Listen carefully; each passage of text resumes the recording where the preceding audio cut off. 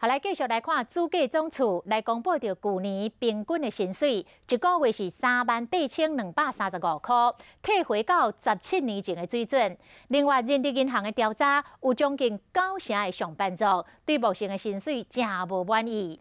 这个上班族加薪困难，只好是努力兼差，也则是找出省钱的小撇步。一大块吃5天，这样是1天的份。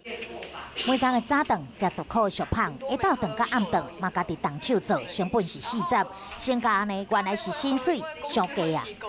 我是产品企划，那我的收入大概是3万多。肉很贵的时候，菜很便宜，我就会有几餐是没有肉的。其实设计业很少在家，以前60块可以吃便当，然后我现在60块，我一样是吃5、60，就是好像每天都没有在吃什么东西。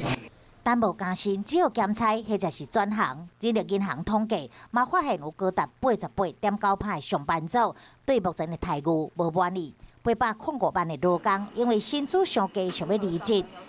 2018年嘛有上班族的，拄到这年底奖金求水，或者是减加班费、加奖金。上加薪的行业分别是保教业、美容业、加餐饮业。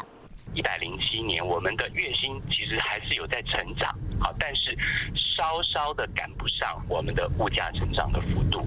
主计总处嘛讲，去年平均实际的月薪是38235，比2001年还阁少163块，薪资是倒退等于17年前的水准，又阁对袂到物价一直起的幅度，上班族真正是日子无啥好过。